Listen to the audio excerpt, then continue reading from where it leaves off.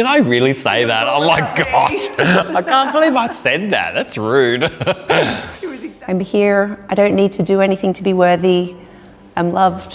I exist. Those moments where you felt, my voice needs to be heard right now. I feel like I've been trying to work that out for a long time.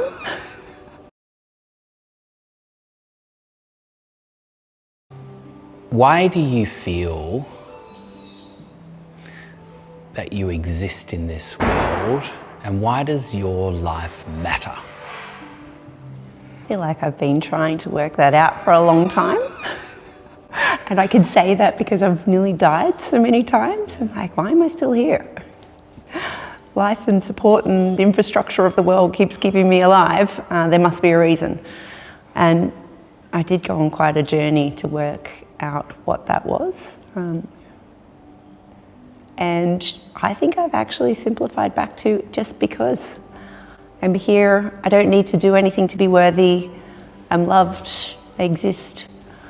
However, there's probably still the drive within me that was trying to prove my place and that I belong, and that, you know, I was owing the world for all of the amazing people that have shown up for me in my life and kept me alive. And in looking at that as a macro, then looking at the next level here as a little bit more of a micro, I'd like to know the story about your journey in finding your voice. Those moments where you felt, my voice needs to be heard right now. That moment where you're unapologetic about your voice, that you're not worried about how it lands, you're more concerned about, no, my voice needs to be heard right now, because you know that when you speak, it shifts humanity in a positive way, even if it is with one person. Share with me about that journey when you were discovering how and why your voice mattered. I think you're a big part of that story. Can I start with the opposite of when my voice wasn't used? Yeah. So I've been exploring this and going back to, you know, why I found it so challenging to speak and to be able to share my story, and not even on stage, just in any group environment. And I was reflecting story my mum shares with me of when I was young and as early as 1 and 2, even as a baby, if I was upset about anything, I would hold my breath. And she says sometimes it was 3 minutes. I don't know, you know, it would have been very long for a baby, and I guess you get worked up and so worked up, and you see babies cry and they throw tantrums, and my response was just to hold it in and hold my breath, and I just internalize everything so severely, even from a young age, that I think there's a thread of that pulls through the rest of my story. And I'm exploring now. When I was 17, actually, let me share, when I was 12, I was at school camp, and it's a normal standard school camp. You go away for 3 days, and I had a lot of pain in my stomach, and I felt really bad because I was letting my body down in doing all the activities, but I just wasn't feeling well. And the camp instructors, the teachers, told me to sleep it off. And so I went to my room and I tried to sleep my pain off for a few days. I actually had appendicitis, and on the Friday night when I got home, my appendix burst.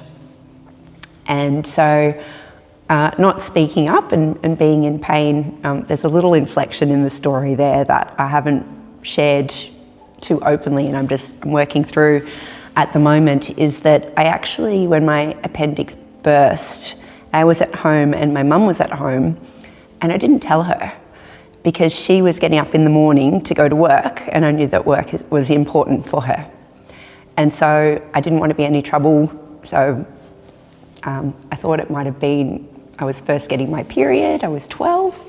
You never know what's actually happening at the time. And so it wasn't until lunchtime on the Saturday that I told my nan that I was in pain, and my nan called my mum, Mum left work, came home, and took me to the hospital.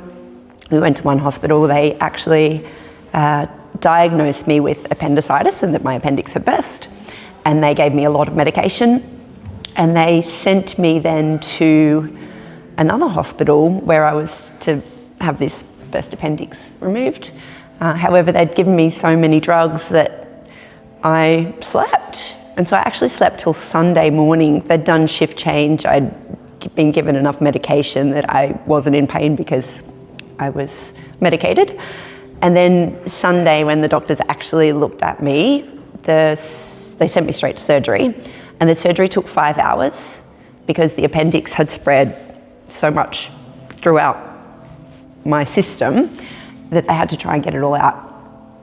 So I didn't use my voice so many times when that was probably the time to speak up that I was in pain. And I look at how that's impacted my life now, and actually to expand on the story a little bit more because we have time, and I'll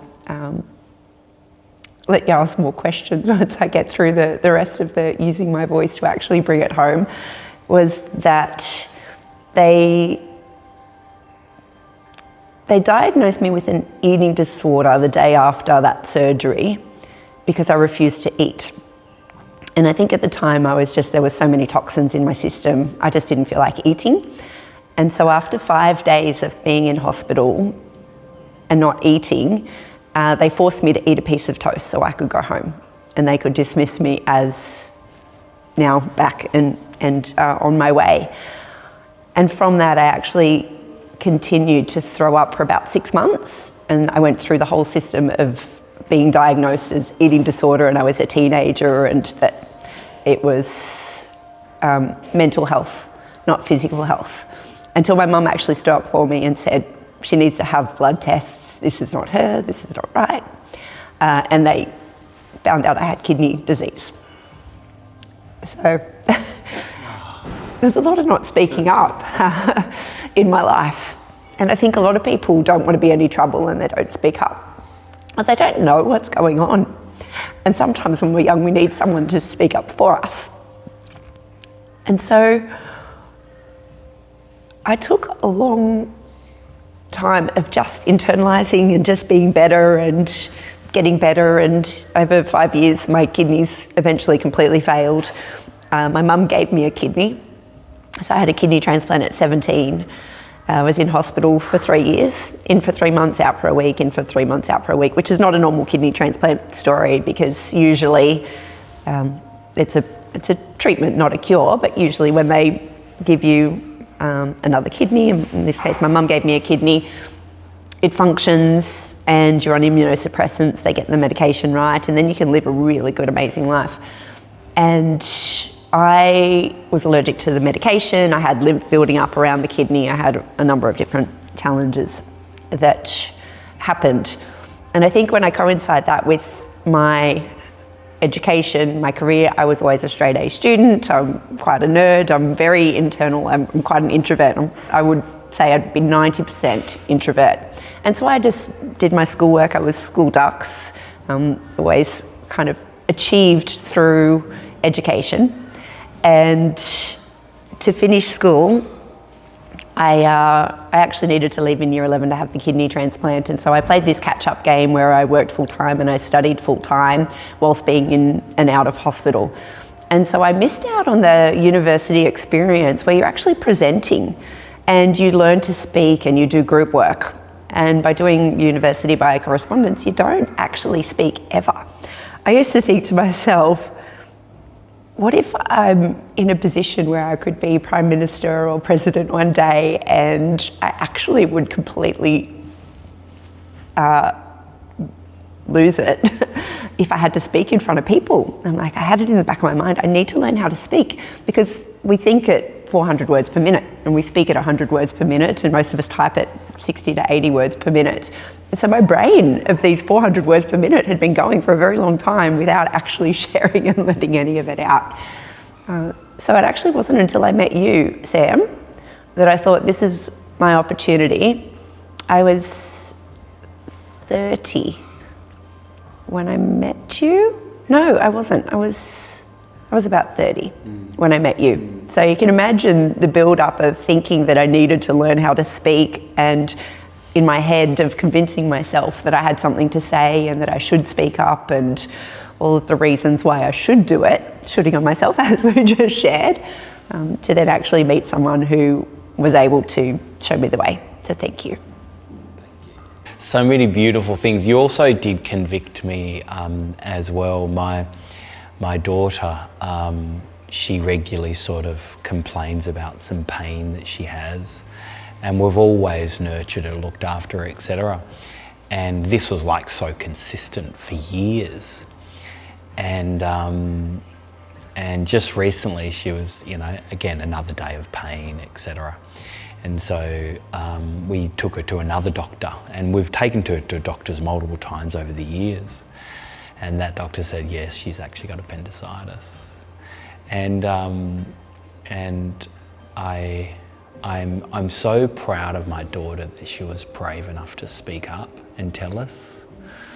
And so that story, I think, was really inspiring, and I think many people, if they heard that story, particularly young girls, would be deeply inspired by that, deeply inspired. I wonder if it's a cultural thing, because in Australia, a lot of us ignore the niggles, and we have this she'll be right mentality. And I love longevity and looking into things now of like, we actually don't know what our insides are doing. And in 10 years' time, I think that'll seem really crazy. I think we'll be able to have visual recognition software that can see that we're not actually our best selves today, or be able to diagnose ourselves in non-invasive ways that'll help with this process. Yeah, I do agree. And look, I just want to go back now for a moment. Can you share with me a little bit more about what was that journey that you personally went on within through the program that I put on, and then at the end of that, brag for me. I want you to brag about what your voice has done, and the clarity now that you have for even humanity and where we're going, and you're speaking it out. So can you share with me that journey? I learnt a lovely lesson about proximity when I was travelling with Tony Robbins and doing the Platinum Partnerships, and that's how our paths first crossed. And I think when we have thought about a skill or wanting to be able to do something that we're not good at, when you find someone who's really good at it, you want to be in their proximity. And you know, for me, that started the obsession of I really love to be able to do what you do. And you know, we had the opportunity to be in each other's proximity at the early days of the Speakers Institute. And so I think just putting myself in the path of proximity, you put yourself in the path of luck, is just being around you. I wasn't ready, I think, when we first met, and it took a little while to get the courage. And so we met in January 2013, and I did the first boot camp. I was behind the scenes, and I came to a couple of boot camps. I spoke to the team, and I didn't do the actual boot camp until July 2018. So 5 years of being in your orbit and trying to convince myself of when the right time was and when I was ready. And I don't think any of us are ever really ready. And I don't think it's ever the right time as well. You need to commit sometimes. And so when I actually did commit, I was almost ready. I think I'd spent 5 years of convincing myself that, you know, if I was ever going to do it, I have the best opportunity now by being friends with you and in your proximity. So when I did the boot camp, I think the first day learnt that I needed to give a 6-minute talk, even though I knew that that's what the boot camp did. And I didn't sleep that night. I was so worked up, and you won't remember this, I'm sure. The first practice on the second day, I think it is, when you have to do your 6-minute talk, I cried. I shared my story like I just did. And what you shared with me was that, it's not about you. It wasn't about me. It was about the message that I could give other people. And what I was doing was having therapy on stage. And you're right, that's exactly what happened. I was up there, I was telling my sad story. Did I really say that? And it was all about me. I said that. That's rude. It was exactly what I needed. And it was such a simple switch because it wasn't about me. And sharing my story, yeah, it still hurts. There's still pain there. It's still raw and fresh. But if I can reframe that and use it so that one person, any person in the audience, if every person in the audience could just get one thing and walk away and their lives would be better from that one thing, then that was worth it.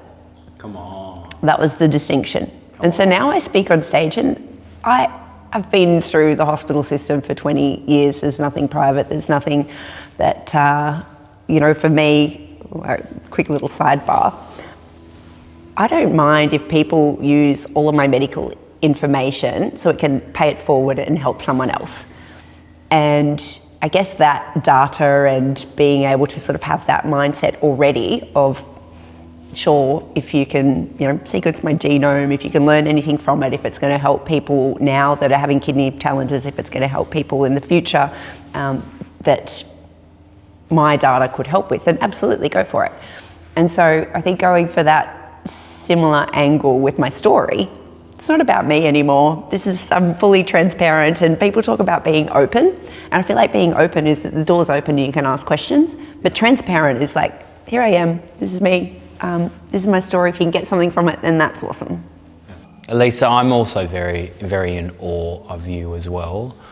I think, what you stand for in this world is extraordinary, and the joy and the hope that you have for other people. And I've seen how you see and how you invite and how you love humanity, and you've got this real kindness about you.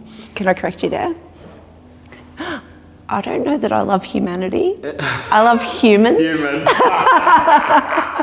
I feel like humanity has a few challenges at the moment, and I think there's an opportunity. So do you think that love for humans and for humans to use their voice to maybe even share love, do you think that's innate in every single human?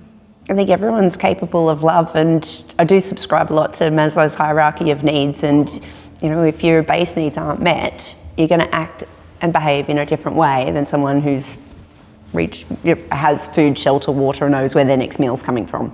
And so I think if you look at the world at the moment with 8 billion population, and this is my zoom out macro, is that we still have 1 billion people going to bed every night with food insecurity. We have 1 billion people going to bed every night that don't have clean, fresh water.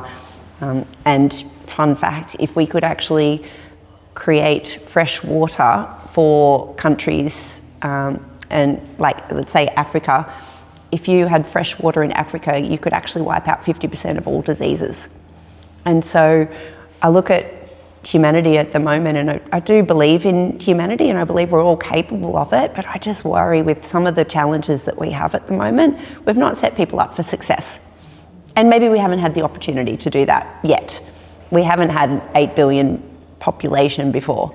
It was only, I think it's 200 years ago that we passed 1 billion people in population. It was only the second agricultural revolution that we were able to feed people in cities, and the population grew because thoughts grew and people were able to innovate and ideate, and we started living longer. So if you had a mission, or let's say a life's purpose, or let's say a calling, or let's say you're writing a book,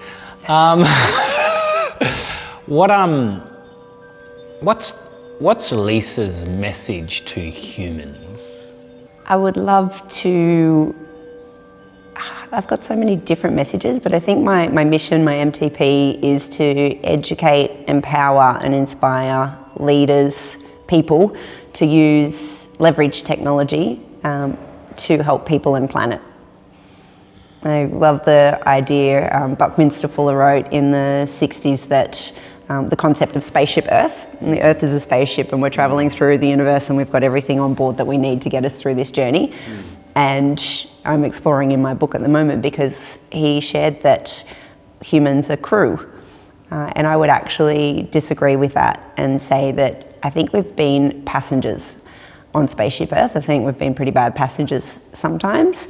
And if we want to make a difference in the world, we have the opportunity to help the spaceship function better. So, for example, we can help make clean air, clean water. We can help with the carbon challenges at the moment. And, I almost think about what if the world was like an emergency department in a hospital. And what I love about emergency departments in a hospital, I've been to quite a few, is that they triage really well. And when they triage, they then prioritise and they use the collective productivity of all of the people and the resources that they have to solve the most important challenges first. And so many people are worried about the future of work at the moment and what we're going to do, and AI is coming, and we are in this transition of humans and technology merging. And I think we're always going to have STEM challenges where we can actually work on making the system better. And whether that's the macro system of the earth and the carbon and the environment, or the micro system for people and humanity. How do we help people self-actualize? How do we make sure that all 8 billion people don't have food or water insecurity? We've known each other for a long time. What did you think when it took me 5 years to come along to a boot camp?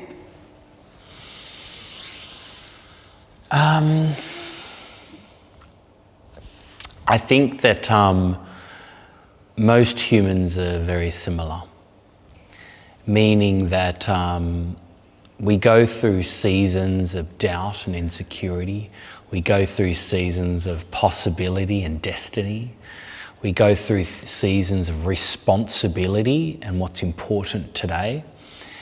And I'd like to think that I live in a place of grace, meaning that when they're ready, the people will come.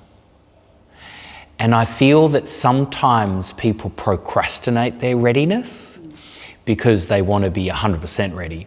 And I think one of the saddest things ever for humans in the world is they never feel they're ready and they take it to the grave. And I believe my calling in life is to encourage people to feel that they're ready earlier. Because if you think about it, I was a young punk kid from little old Tasmania that was 25, 26 years old, had a car accident, and I was arrogant enough to think, I've got something that the world needs to hear. I wrote a book, which is some random topic on resilience when I knew nothing, man. I was 25, yeah? But I think my point being is that I think when there's a little bit of bravery or a little bit of courage and that inkling of, I wonder if, yeah? I think then that married with, I don't feel ready, but I'm ready to give it a go anyway. And I feel that that's the journey that you were on in those 5 years waiting. Sorry, what were you going to say? I was just about to say the difference that you made from whether you were naive at 25, 26 and you were able to do it. It made a difference to a lot of people's lives. So I've got another geek out for you, and being a futurist, I need to go into the future a little bit more. So I think in the future that we're going to be the most documented humans of all time. And the reason I think that is we're the first generation to truly be documented. So if you think about the generations before us, privacy was everything. They might have some photographs. And, I look on Ancestry.com and I found my nan's tree line and found when her grandfather actually came to Australia, he was a doctor, he had 10 kids, and that little bit of information meant a lot to me. And there would have been so much to their lives that just got lost in history because it wasn't captured. And now the generations below me, they've got baby monitors, they've got cameras on them from the absolute very beginning of their life. And so uniquely, our generation are in the middle, where we've known the no recording and the not being documented, and we know the fully documented. And so we're actually paving the way and we're leading this. And so I do actually think in 1,000 years' time that when students, anyone is actually researching, that they will know about every single one of our 8 billion people on the planet today, or they'll have the ability to research you and your journey and do an assessment on it, on just you, in 1,000 years' time. And that thought absolutely blows my mind. And so stay with me on a little bit of a thought bubble. What happens when, I'm gonna take a couple of different thought bubbles. So they'll learn differently. It might be a brain-computer interface where it's actually information's transposed. I think it'll be just-in-time information. So they might be learning to speak and they'll reference you in 1,000 years' time of your journey and what you've been teaching. But why not live knowing that that's going to happen? Why not record our lives? And because when you're looking at kids and you're with your kids, if they fall over or if they do something wrong, then we understand, because that's just what kids do. And so I think when people in the future will look back, they'll see us as this unique tech stack of DNA, behaviours, experiences, and go, oh, they did that because of that. And they'll have this understanding of, imagine what it was like. And they'll be envious of us because we've lived that life without technology. But also they'll be very understanding, and I think we'll be very impactful still in our stories in the future. Will be so much more meaningful even to the people that we can share and the messages we can get out today. What if those stories live forever?